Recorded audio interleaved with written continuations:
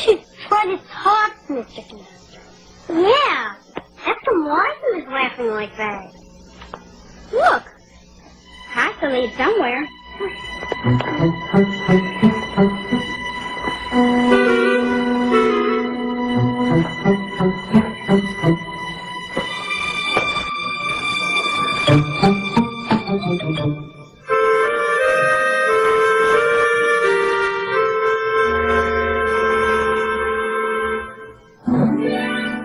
Hello, and goodbye. I know when I'm not wanted. Take care of the switch house for me. Polish the window. They like that. Mr. Conductor, we were wrong. You didn't do those terrible tricks. Oh? Well, you could have fooled me. I'm sure you were all sure that I did. That's 4 against 1, so you must be right. I'll just have to keep a closer eye on myself. It wasn't you. It was your double. You remember the tracing Dan did of you? Yes, I never looked better. Oh, I put some of your sparkle dust on him, and he looks exactly like you. Exactly! Well, what can we do, Mr. Conductor? He's going to spoil our inspection. There's only one thing to do. What? The only way to catch a trickster is to use trickery. Let me think.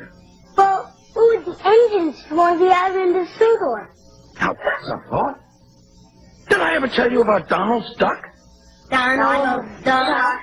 Now, there's a story of trickery if there ever was one. I'll tell you the story now. It might help us think of a tricky idea. Duck, the Great Western engine, worked hard in the yard of the big station. Sometimes he pulled coaches. Sometimes he pushed freight cars. But whatever the work, Duck got the job done without fuss. One day, Duck was resting in the shed when Sir Topham Hatt arrived. Your work in the yard has been good. Would you like to have a branch line for your own? Yes, please, sir, replied Duck. So Duck took charge of his new branch line. The responsibility delighted him. The line runs along the coast by sandy beaches till it meets a port where big ships come in. Duck enjoyed exploring every curve and corner of the line. Sea breezes swirled his smoke high into the air, and his green paint glistened in the sunlight. This is just like being on holiday, he thought. Well, you know what they say, laughed his driver. A change is as good as a rest. Soon, Duck was busier than ever.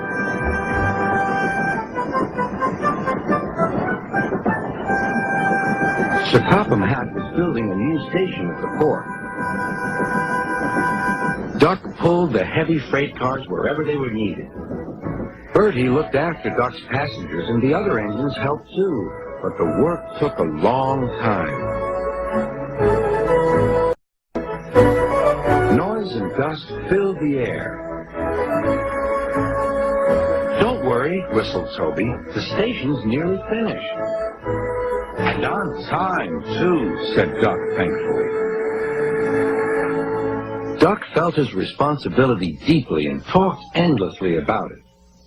You don't understand, Donald, how much Sir Topham Hatt relies on me. Ach, aye, muttered Donald sleepily. I'm Great Western, and I... Quack, quack, quack. What? Ye hear? Quack, quack, ye go. Sounds like ye're an egg laid. Now whoosh, and let an engine sleep. Quack yourself, said Duck indignantly. Later, he spoke to his driver. Donald says I quacked, as if I'd laid an egg. Quack, do you? Pondered his fireman. He whispered something to Duck and his driver. They were going to play a joke on Donald and pay him back for teasing Duck. The engines were busy for the rest of the day, and nothing more was said.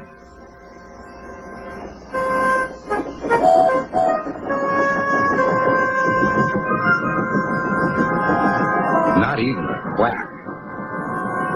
But when at last Donald was asleep, Duck's driver and fireman popped something into his water tank.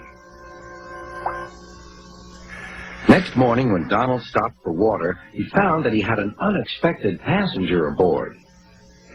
A small white duckling popped out of his water tank. Now, who's behind this?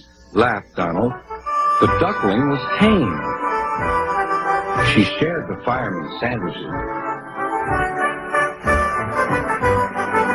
and rode in the tender. The other engines enjoyed teasing Donald about her. Presently, she grew tired of traveling and hopped off at a station, and there she stayed. That night, Donald's driver and fireman got busy, and in the morning, when Duck's crew arrived to look him over, they laughed and laughed. "Look, Duck, look what's under your bunker. It's a nest box with an egg in it." Donald opened a sleepy eye. Well, you must have laid it in the night, Duck, all unbeknownst. Then Duck laughed, too. "You win, Donald. It'd take a clever engine to get the better of you." There's a pond near the duckling station. Here she often swims and welcomes the trains as they pass by. The station master calls her Billy, but to everyone else, she is always Donald's duck. Well, they tricked Donald with a duck. What can we use? Well, we can't use a duck. But if I could trick the other Mr. Conductor into lying on the cutout, maybe I could make him disappear. Hey, Conductor, look. See, that's the person who looks like me. He's not me. Yes, I am. I'm much taller. No, you're not. You're fatter, though. No, I'm not. We're the same. We're not the same at all. Yes, we are. No, we're not. Yes, we are. I can prove it. That cutout fits my outline perfectly. It won't fit yours. Will do. Will not. Will too. Be my guest. See that I'm you, and then you'll know that it's true. Gotcha.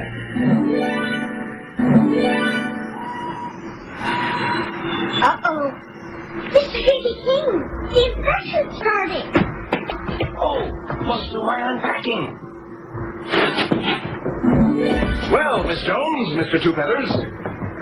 Station seems shipshape on the outside. Well done, both of you. Thank you, sir. No, don't thank me yet. This inspection is far from over. The other stations thought that I would miss a few things. They were wrong. As Leaky Park had leaks, Spotsville had spots, and Cloggyville was clogged. But so far, Shining Time Station seems to be shining. You've been busy. We try our best, sir. Oh, Mr. J.B. King Esquire, exalted head. Before you come into my arcade, may I suggest strongly that you wear these protective lenses? What? I can't see a thing through these. How am I supposed to inspect the station? Well, what do you think, Mr. J.B. King Esquire, exalted head? It's so shiny in there that I want to make sure that your eyes were protected. What is the meaning of this, schemer? The meaning is that I don't want your exalted head to get any eye sores. I'm sick and tired of these schemes, schemer. Now step aside and let me inspect the station. Good. Fine. Yes, fine, good. No dust. No dust in the ceiling either, J.B. Take a look way up there. Yes, good. Yeah. Oh, no grunge, no grime, no dirt, no dust. I'm good. Hey, is that a train? A train! Yes, I do believe I do hear a train. Yes, that definitely looks like a train.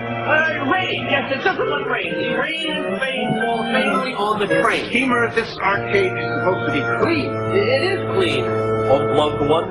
Except for the stain. Except for the stain. Oh, loved one. Mr. King? I don't see a stain. Well, of course there's a stain. It's right. Where did it go? It's gone. Hey! The stain is gone! Does that mean that we passed the inspection, Mr. King? Well, I suppose so, yes. Oh, thank you so much. Oh, merciful one. In fact, not only do you pass inspection, but Shining Time Station wins! But on one condition. May I have this? It's your picture, dear. What do you say? You can have it, Mr. King. Thank you. Well, thank you, Miss Jones. Thank you, sir. Mr. Dubeller, Jamie. And in behalf of the Indian Valley Railroad, congratulations!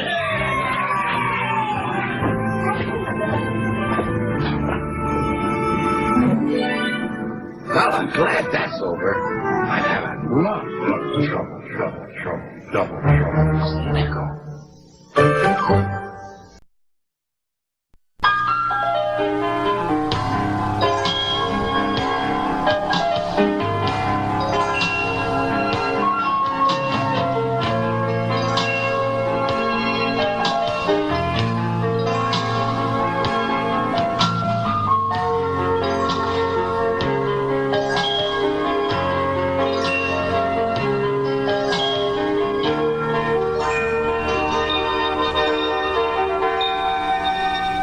Funding for this program was provided in part by the Corporation for Public Broadcasting and by the financial support of viewers like you.